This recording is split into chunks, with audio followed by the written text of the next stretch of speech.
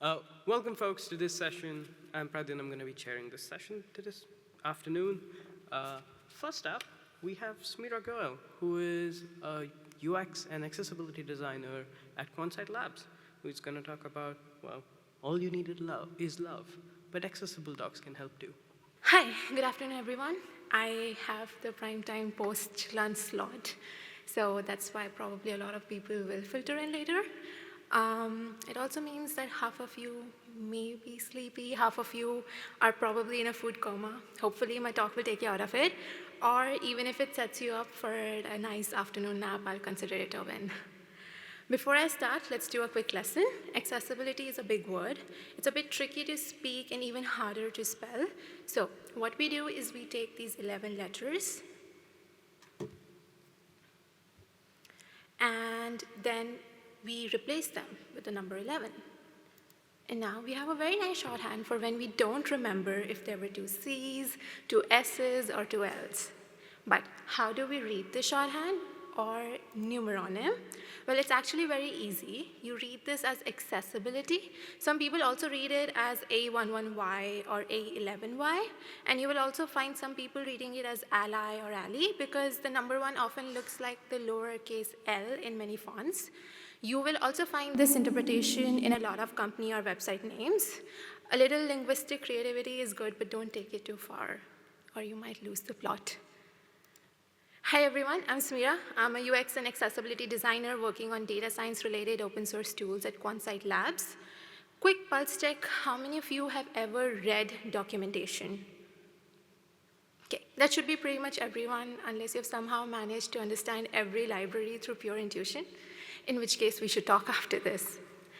I think we can all agree that documentation is an important part of projects and is used by a lot of people. So today let's talk about what it means to design documentation that works for everyone. Quick poll. How many of you consider yourself beginners in accessibility? Okay. Intermediate? Experts? Okay, good. I don't see any experts over there. Oh, okay. So you're not allowed to fact check me until after the talk. We will start with the basics. What does accessibility mean? At its core, accessibility means removing barriers. It's about making sure that people can actually use what you build, no matter how they interact with it. So that includes folks who use screen readers, keyboards, voice commands, and more. In tech, we tend to think of users in a very specific and sterile way, but accessibility asks us to take a step back to consider different abilities, different devices, different environments, and different contexts. When people hear the word accessibility, they often picture someone with a permanent, visible physical disability. But disability doesn't always look the way we expect it to. It's not always visible. It's not always permanent. It can be cognitive, sensory, mental health related, chronic, or episodic. It becomes useful to think about accessibility in terms of ability in context. So we can think of accessibility as removing barriers so people can participate whatever their context, whatever their abilities are in that moment. For example, disability can be permanent, like someone born with one arm, but it can also be temporary, like breaking an arm, or situational, like holding a baby.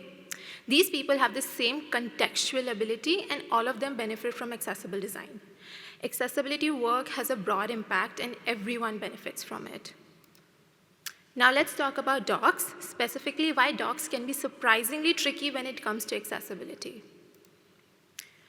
So documentation sites are very unique. They're not just big blogs. They're structured, dense, and they're packed with technical content. You've got sidebar menus, nested pages, lots of inline code, copy buttons. You have version selectors, and maybe even some interactive demos if you're lucky. It's a specific genre of web interface, and that means that the accessibility needs are also specific. Documentation is obviously rarely read when someone is calm or happy, more likely at 2 a.m. after 7 hours of debugging. And if someone can't access the documentation, then suddenly the thing that they were relying on to solve the problem becomes the problem. So docs are dense, they're functional, and they're often accessed under pressure, which means that if they're not accessible, they break at the exact moment someone needs them the most. Accessibility issues in docs are very common and often unnoticed. You'll find low contrast text, especially in code blocks. Focus indicators are missing, so keyboard users have no idea where they are on the page.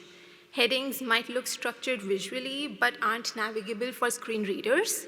There are buttons with no labels, links that just say click here, and search overlays that trap the keyboard focus. The thing is, these usually aren't malicious decisions, but rather defaults or oversights, which are propagated because a lot of docs use the same themes. All of this makes documentation a maze for users who rely on assistive tech. At this point, I hope we're all on the same page about what accessibility means, who benefits from it, and that accessible docs are important. Now, if I've managed to make you excited about accessibility, you might be thinking, well, where do we start? As Julie Andrews says, let's start at the very beginning, a very good place to start. Accessibility audits are a really good way to start accessibility work. They help you figure out what's not working before you start fixing things, and they help you see how users with disabilities might actually experience your site. The great thing is that audits can be as big or as small as you want them to be. There are 3 broad ways to run an audit. You can do it manually, you can use automated tools, or you can combine both, which is what most teams end up doing. The best part is that there are a lot of really solid free tools for auditing accessibility, so you don't really need a budget, you just need a browser and a little time. The one that we're going to use today for the live audit in a bit is Accessibility Insights for Web. There are other great options as well, Axe DevTools, Lighthouse, and of course manual testing, which is a little bit more involved, but it's very essential. The W3C website also has a great list of accessibility evaluation tools, and you can filter based on the type of product you're evaluating, your tech stack, budget, etc. So you might want to check that out. If you're just starting out with accessibility, I would recommend starting with some of the automated tools. They catch common issues, and they also help you learn about accessibility guidelines as you go. They'll point out problems, explain why they matter, and then guide you through fixing them. Manual testing requires a bit more familiarity with the accessibility standards and guidelines, and some of these guidelines are technical and nuanced, and if you're not already comfortable with accessibility, it's easy to miss these things. That said, most tools today blend both approaches.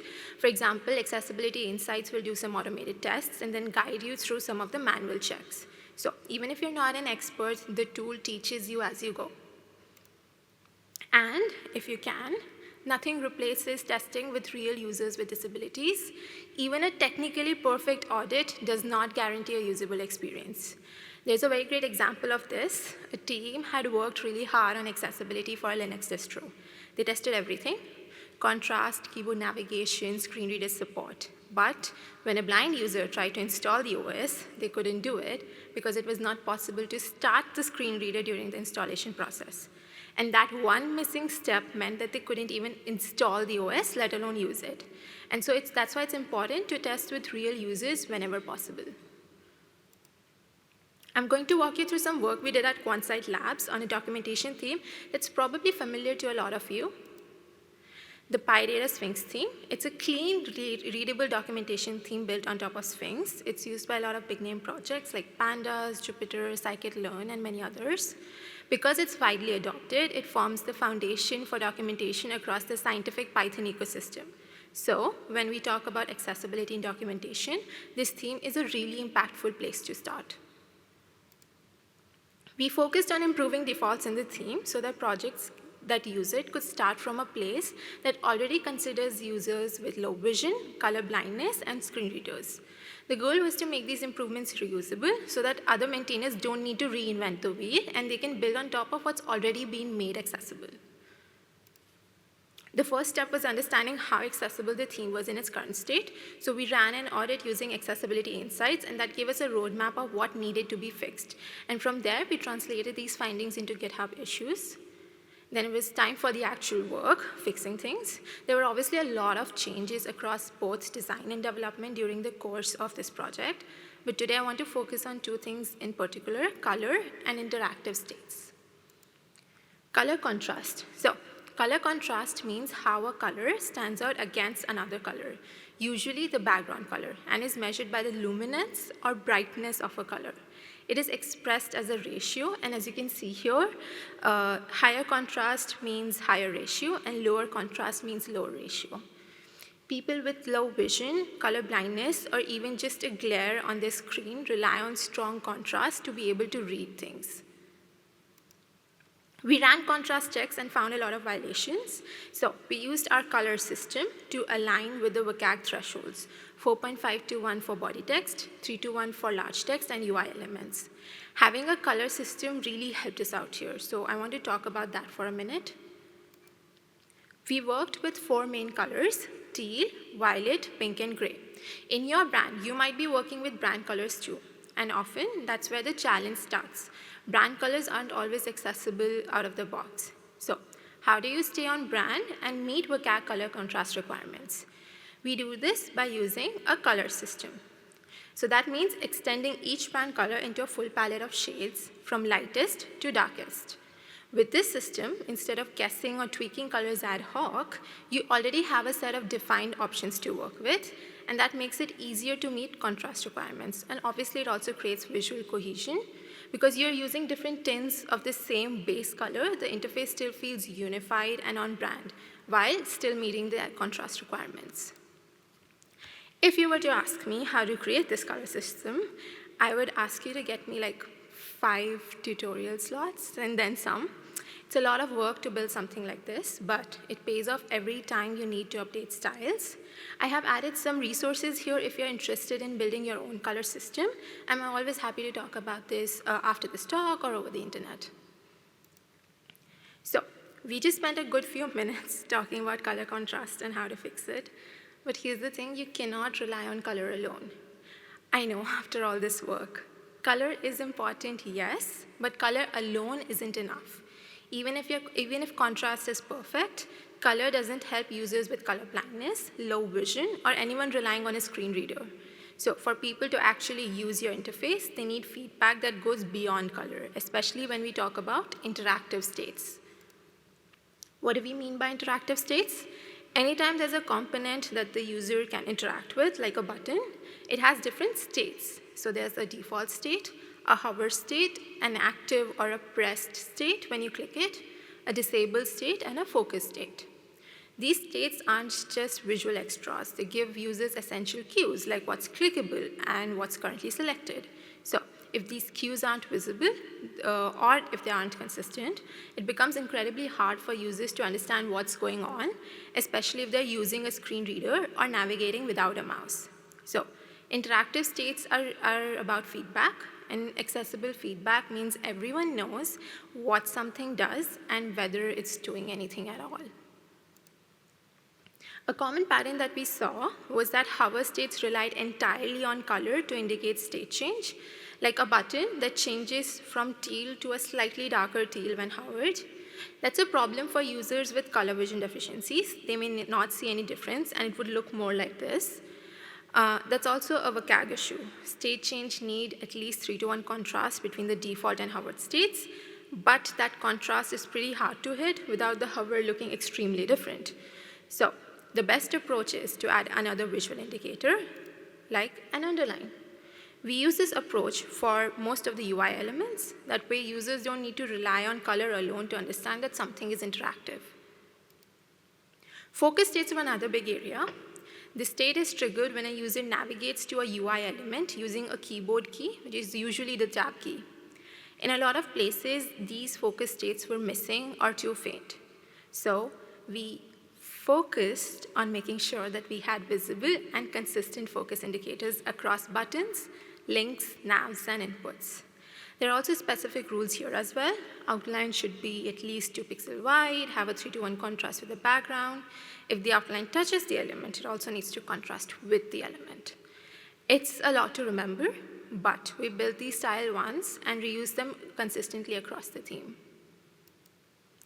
We got a lot of feedback. Some were positive, some weren't, but we were glad for all of them.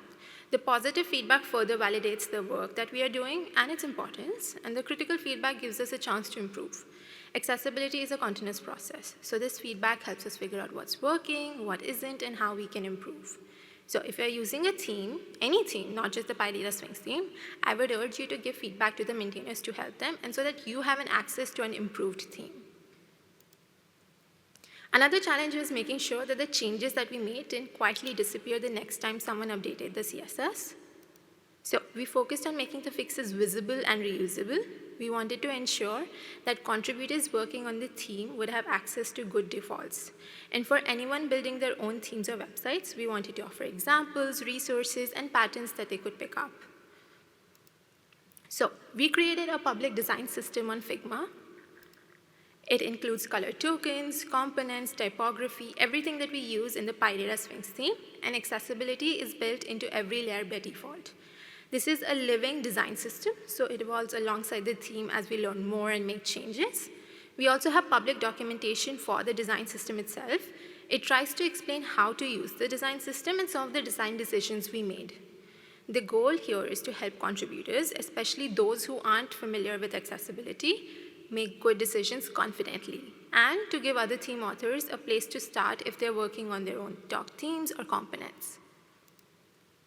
Obviously, this was a massive team effort, so I want to give a shout out to all the people who contributed to this project in various ways: design, code, and most importantly, money. All right, now we get to the fun part. Let's do a live audit together. We're going to use accessibility insights, and to make this a little bit more fun, I would love to take a suggestion from the room. Is there a documentation site that you would like me to check? Oh, yeah, please go ahead.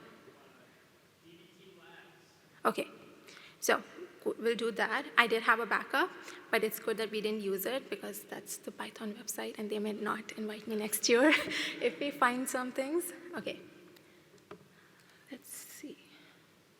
Okay, I did have it open already. Can you spell that again? Oh, wait. DBT? Labs? Yeah. Wait.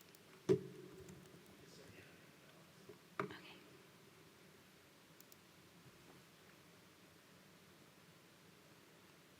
Okay, let's go to a random page. Is there like a kitchen sink or something which has like some elements?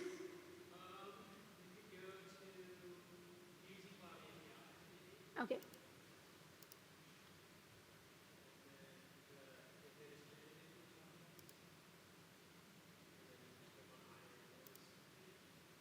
Okay, okay, good. So I have the browser extension installed right here. It has a lot of, okay, we did find something. I'm just going to split screen this. It's easier, we have like multiple desktop setups because that makes it easier to look at the findings. Okay, I actually, you know what? Okay. I need to, okay. So there are some failed instances, not a lot, which is good. There are 4 failed, so this, we're going to talk about how to use this tool, and we're going to focus maybe on some of the identified instances. So you have the way this tool works, and a lot of tools work similarly, is you have multiple different types of assessments that you can do based on how much time you have.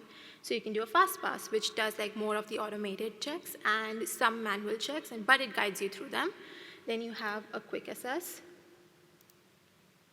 That has like some more checks, and then you have like a full assessment. So that one is like a full audit. It does take a little bit of time to go through this, but then you are able to find a lot of violations. Let's start with the fast pass. Okay. So let's start with color contrast because that's what we saw. So the good thing about this tool is it actually highlights on the page where that violation was, and it also tells you what color exactly did not meet the color contrast and how you can change that. Obviously, this will give you ad hoc colors, so it's better that you use a color system. And you can see, okay, so The color contrast is 2.66. I think that is of like the sidebar maybe. It's a little bit hard to do that with this one. Okay. Oh no, it's the search bar. So the search text, I think, does not have enough contrast against the backgrounds. Yeah, that's an easy fix. And then what else? You also have link in text box. So you have like, there are not a lot of violations. This is still good. Also, the fact that we are able to see this is great. And you know how to fix it. So maybe the next time we do this, we don't have this again. Okay, so you also in Accessibility Insights for Web, you also have different tools that you can use to, like you have ad hoc tools. For example, you can see what it looks like, what your site looks like in grayscale, so that you can see if you are relying on something for just color.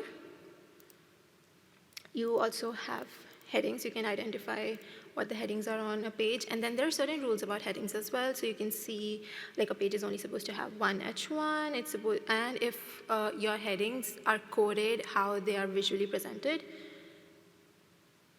it checks. And, okay. You can do tab stop. So you can see if you can access all the elements and the path it takes if you're tabbing through the page. So you should be, like the tab order should follow a logical order and it should reach every element. If there are composite elements, you should be able to also interact within those elements as well. Okay, cool.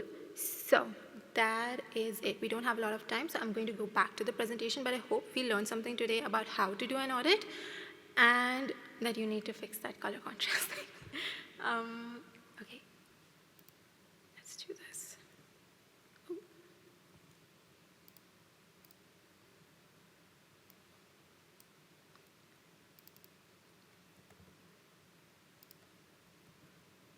Okay. So we covered a lot, so let's recap the good stuff. Documentation is where people go to learn and debug and explore. If it's inaccessible, the entire experience suffers, even if the code is perfect. When we design with a broader understanding of what accessibility is, the work we do to support disabled users ends up helping everyone. So accessibility wins, our user experience wins. When we build reusable systems, like design tokens or shared components, we make it easier for everyone to get accessibility right. And most importantly, we grow through community feedback. That's what helped us improve, and it's what will keep making these themes better. Accessibility work can feel overwhelming, but you don't have to do everything at once. Start with a small audit. If you're not a maintainer, open an issue. If you are a maintainer, review your heading structure and focus styles. These are high impact and usually low effort. You can also check out and reuse the PyData Strings theme, the design system. It's public, it's meant to be shared. And finally, just talk about accessibility. Bring it into contributor conversations, PR reviews, planning meetings. Go to conferences and force people to listen to you talk about accessibility for 30 minutes. The good thing is that you're already doing your part. You showed up, and that is step one. Step two is staying in this room for the next talk by Pavitra and Frank, which is also about accessibility, and you don't want to miss that talk. Right, so that brings us to the end of my talk. Thank you so much for being here and for caring about accessibility. I would love to take any questions. I think, do we have time for questions? We do, okay, great. Does anyone have any questions? I don't see anyone, sorry, with the lights. It's just really hard. We do have a mic further back. If you have questions, please walk up to the mics.